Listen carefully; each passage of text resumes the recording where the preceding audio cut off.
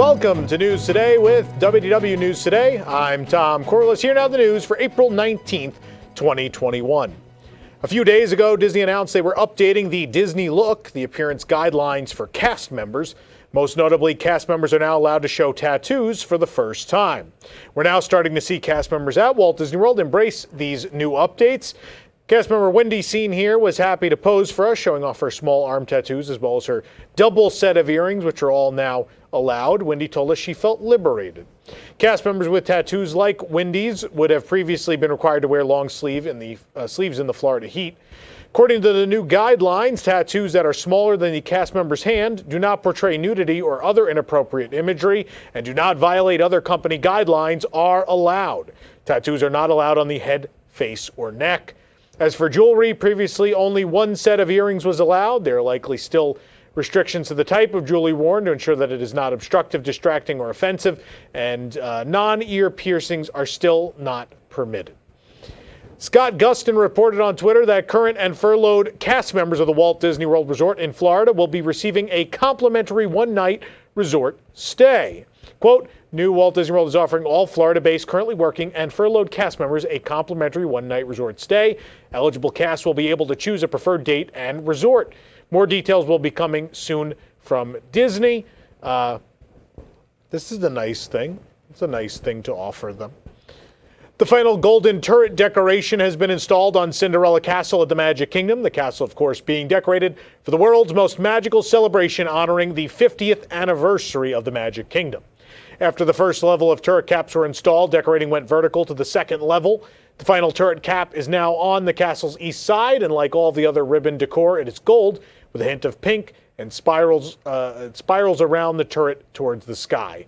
All that seems to remain is the 50th anniversary logo on the front of the castle, though we expect that may not be installed until closer to October 1st. A mysterious scrim-covered pole has appeared in a corner of Tomorrowland at the Magic Kingdom. The pole is beneath a section of the Tomorrowland Transit Authority People Mover track between the Tomorrowland Terrace and the infamous Purple Wall. It's possible this pole has been installed as further support for the ceiling, or that it's hiding wires leading to the People Mover. Of course, the People Mover has been closed for well over a year, unrelated to the pandemic. The refurbishment of the attraction continues to be pushed forward, with the date keeps moving forward. Currently, it's set to reopen on May 1st, but this remains to be seen. The fact that things like this are still appearing is probably a sign that they have not figured out the problems yet, and I don't know, it might get extended again. The erected walls have come down around the Morocco pavilion at EPCOT, showcasing some of the new architectural elements that have been worked on over the past few weeks. The construction walls came down, showcasing a look at a new doorway, replacing the former chimney. The chimney, of course, was a popular photo spot because it was suggestive in nature. It looked like part of the human anatomy, a male part of the human anatomy. And because of this, Disney has removed it. It became too popular, and Disney didn't like the connotation, so it's been toned down. It's definitely shorter, and it's a door now. And there it is. Of course, we'll show you now what it used to look like. You can judge for yourself if it looked like what we insinuated or not. But nonetheless, Disney spent a lot of money and a lot of time to get rid of that chimney.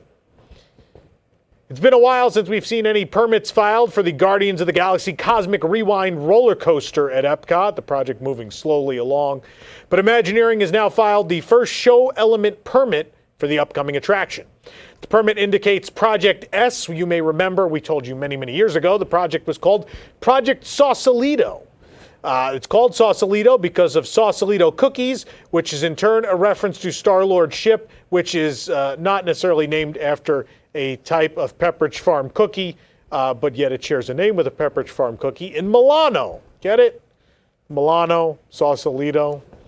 Unfortunately, the permit does not expand on what exactly the show element is, but we suspect themed props and decor may finally be going inside. The contractor listed as Brilliant Creative Fabrication, which has worked on several theme park projects.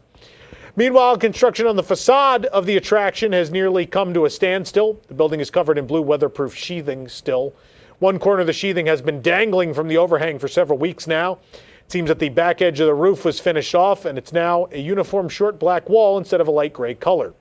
We haven't seen anything installed in the square holes along the front of the facade, but we'll continue to keep our eyes out for the lighting installation. Hopefully, with permits still being filed and such, maybe work is going to pick up on this attraction, and maybe we'll get to see it next year, while we won't get to see it this year when it was originally scheduled to open.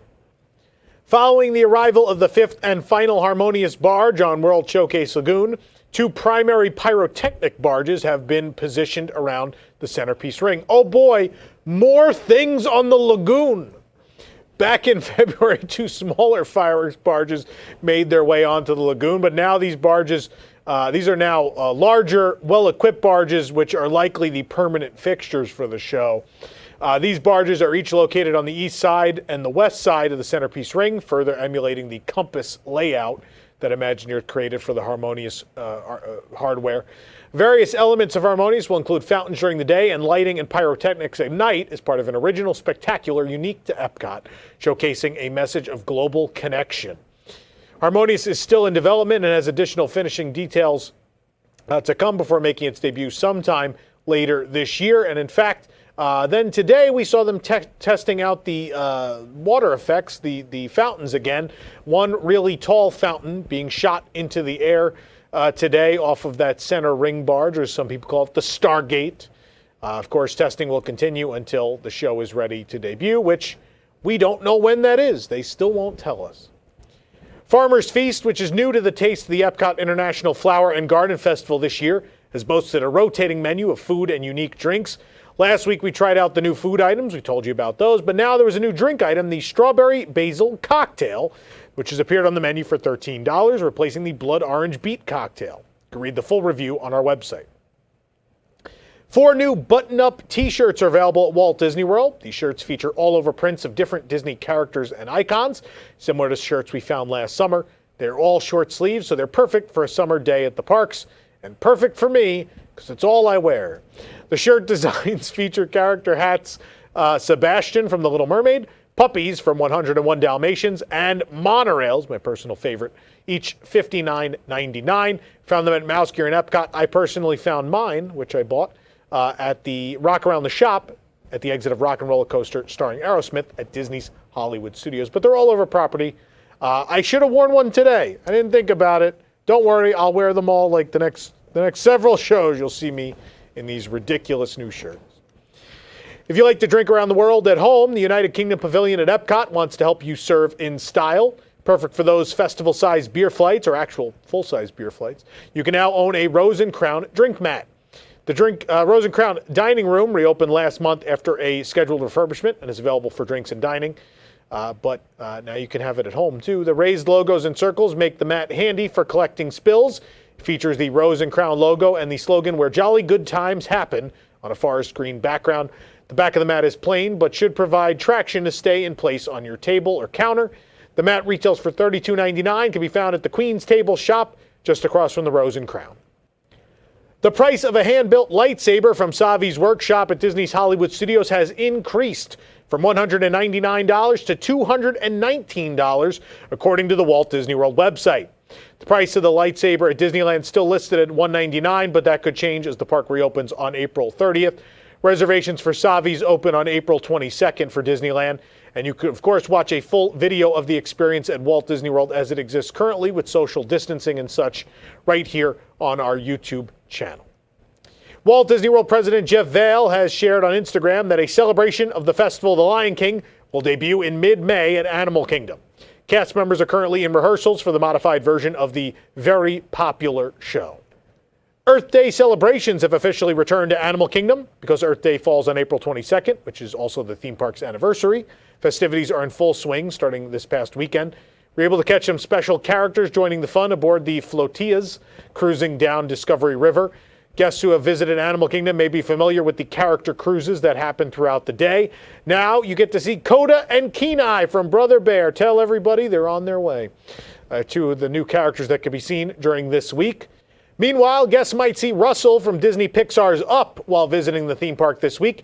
He's making a special distance character meet and greet appearance. Russell, in his Wilderness Explorer uniform, was traversing the wilderness at the exit of Rafiki's Planet Watch, the Wildlife Express train station specifically, with a hand-drawn picture of his bird friend Kevin.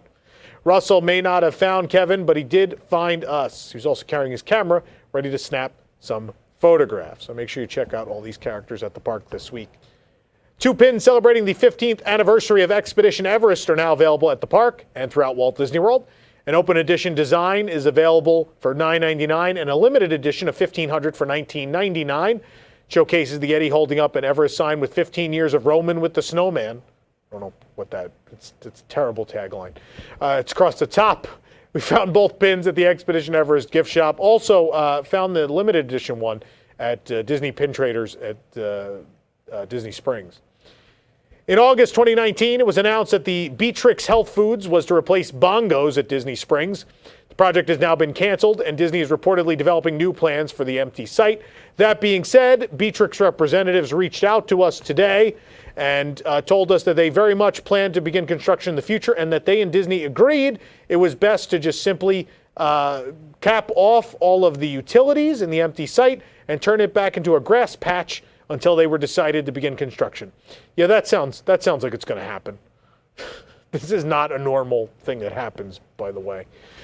So judge for yourself if you think Beatrix will actually happen or not. People working on the project definitely said they are shutting things down. They're leaving.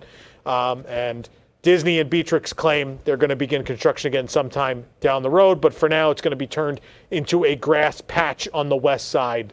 Obviously, things on the west side aren't great. Cirque du Soleil is still closed. Ample Hills, Disney never announced that they were out of that deal either, even though the company went out of business. Ample Hills is not moving in, and now this is abandoned. Last we heard, Haleo's not doing well because the west side's kind of dead.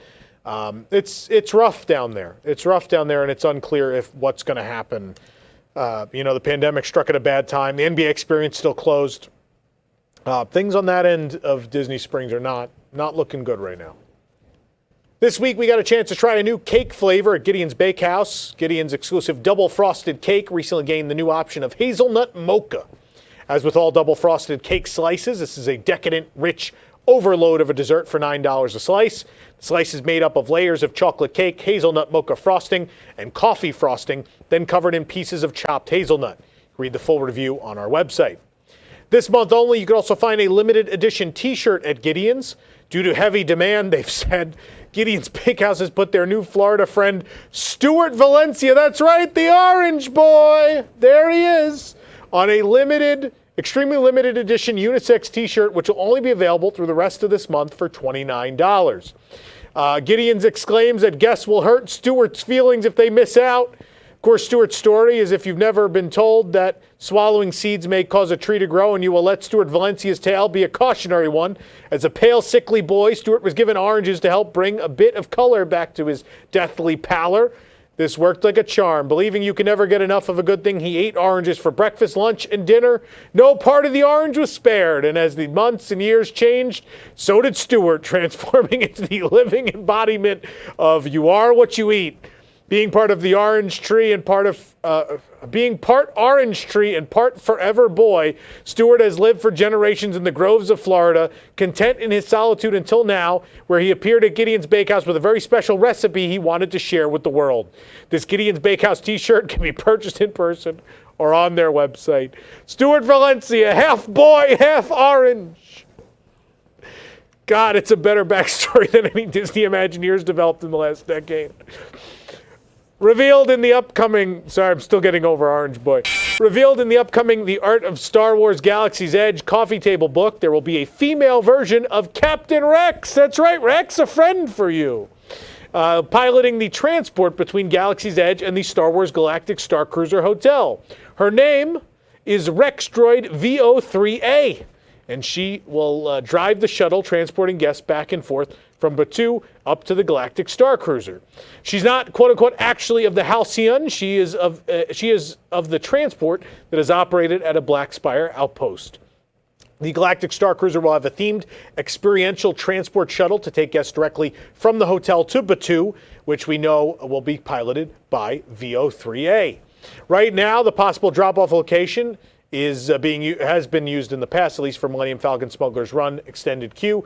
Recently, we showed that it was tarped up and they were not using it anymore. It's likely because they're getting ready to install this shuttle stop that will be themed so that you never feel like you've left the Star Wars story. Guests will enter from a jetway, which will put them inside the sealed-off center section of the bus. They won't see a driver nor the outside of the Central Florida area, as screens will show imagery of space in lieu of windows. And we think they might see this droid. We don't know if she's going to be on a screen. Is she there as an animatronic? We have no idea, but hopefully we'll find out soon. She was developed exclusively for this experience. Will be her first appearance. It was previously predicted that Disneyland Resort will reach historical attendance levels due to pent-up demand, but there is no evidence of that here in the early going, just amongst California residents, as the park is having a hard time filling up that 25% capacity through the first 2 months of reservations up to June 2021. With Disneyland Resort reopening April 30th, park reservations for California Adventure Park are still available that day, although reservations for Disneyland Park are not. However, the majority of May and June shows both theme parks available for reservations, with just a handful of days being marked as California Adventure Park available as starting park. As we enter the summer months, though, a few sporadic days show no reservations available. Obviously, there are a few days with no California Adventure available once Avengers Campus opens, but this does not indicate that people are happy. Obviously, and I know there was a lot of people in the comments that were saying, oh, it's only open to California residents. I guess people are not aware of this. A majority of the guests who visit Disneyland Resort live there. It is a mostly local resort. The amount of tourism is not a huge percentage of their visitorship.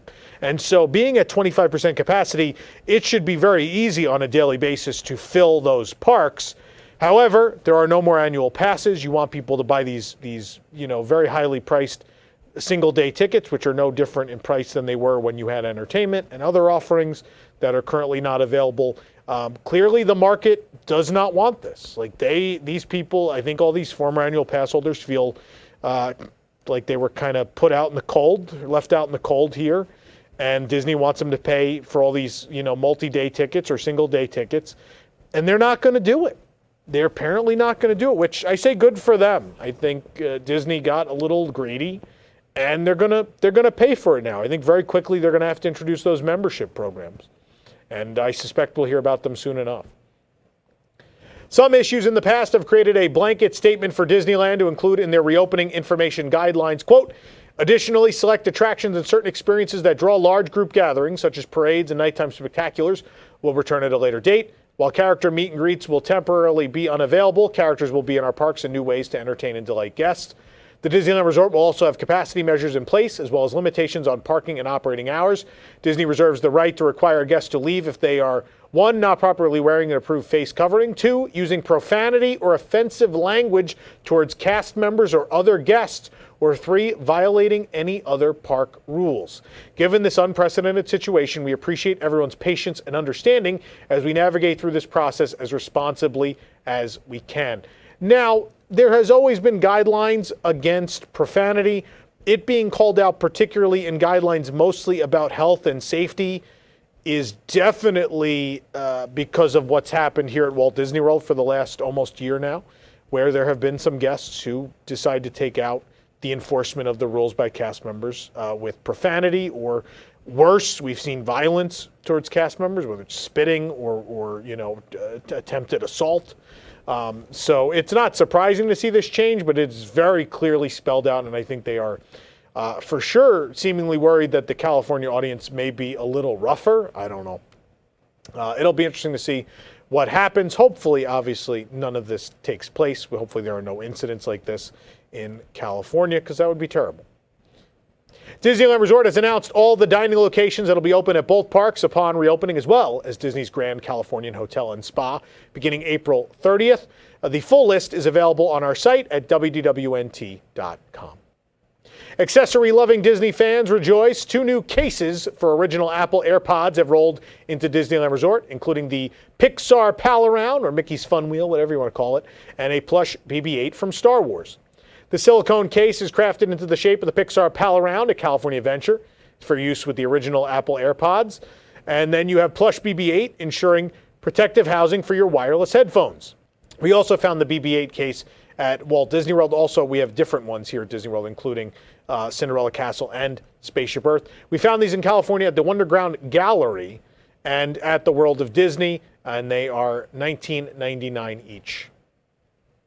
With a gradual resurgence in cases following the state of emergency's end just over a month ago, the Japanese government and Chiba Prefecture have agreed to reinstate several of those measures to hopefully quell a fourth wave of COVID-19 infections. Of course, Tokyo Disney Resort is once again affected by these changes. From April 20th through May 11th, Tokyo Disney Resort will once again cap guest capacity at 5,000 guests, just as they did during the last state of emergency. Capacity was set to return to 50% this week, following gradual bumps to 10 and 20,000 guests on March 22nd and April 1st, respectively. The resort has already halted ticket sales once again and are scheduled to resume on April 21st at 2 p.m. Japan Standard Time. Additionally, the Oriental Land Company has announced that the closing time for Disney Sea will be pulled back to 8 p.m., and that'll be in line with Disneyland's operating hours since March 22nd. No other changes, including to entertainment, such as Dreaming Up or Mickey's Magical Music World, were announced. All active shows remain on the park calendar regardless. After nearly 14 months since its last performance, Dreaming Up, Tokyo Disneyland's daytime parade, has finally returned. Starting April 18th, you can now see the parade if you're at Tokyo Disneyland. The news was confirmed via the Tokyo Disney Resort website. Dreaming Up first debuted as part of Tokyo Disney Resort's 35th anniversary celebration back in April 2018. I was actually there for the very first performance. It was very cool. My first trip. The parade was rumored to return on March 27th along with the stage shows, but it was delayed a little bit. And nonetheless, it finally has returned. There are some changes to the parade, obviously due to the need for spacing and things like that. But it is really great to see daytime parades back in some way, shape, or form. Performances are currently scheduled at 1 p.m.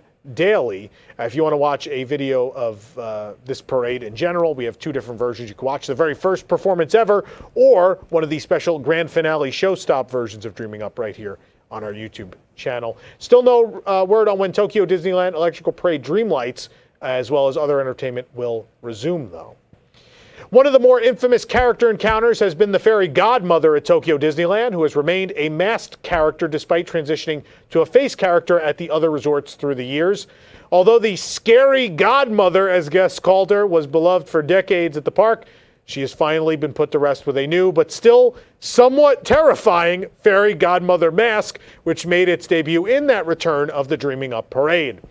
Visible in photos from guests watching the parade, the new mask features a somewhat more realistic, but again, still kind of scary face. It's nice to see characters with inaccurate or downright creepy looks getting makeovers, I guess, but I think this was part of the charm of this park. Yeah, I don't know. I don't want to see these changes. I love these weird, quirky things that make Tokyo special. And I feel like we've lost so much of that in the U.S. parks that I'm sad. I'm sad they changed it. For more information on these stories and more, head on over to WDWNT.com. This program is brought to you by our official travel agent sponsor, The Vacationeer, the engineers of your next magical vacation. Sit back and let their team of vacation planning experts craft your family's next trip. The best part, their services are free. Visit WDWNT.travel for details. The Vacationeer, the official travel agency of WDWNT. If you're enjoying the show, be sure to like this video, subscribe to WDW News Today on YouTube for more great content, and click the bell for notifications. Also, make sure to hit select all notifications so you never miss an episode of the show. Also, don't forget to visit Carousel of Products at carouselproducts.com. We have two great new shirts. Maybe you've seen these recently. Of course, because the caballeros are missing. Donde está maintenance? With the infamous hat and plant on there. And my personal favorite, this really soft, very comfortable Let's Get Naughty shirt with the Nautilus from 20,000 Leagues Under the Sea on it. Good shirt for October 1st, right? Celebrate 50 years of the attraction with the Carousel Products logo on the sleeve. Get these now at carouselproducts.com. For the worldwide leader in Disney Parks news, this is Tom Corliss saying enjoy the rest of your today and have a great, big, beautiful tomorrow. Looking for the latest in Disney news on the go? Then download WDWNT, the app. From news to videos to park hours and more, WDWNT, the app, is your one-stop shop for the latest from the Disney world. Available on iPhone and Android, just search for WDWNT in your device's app store.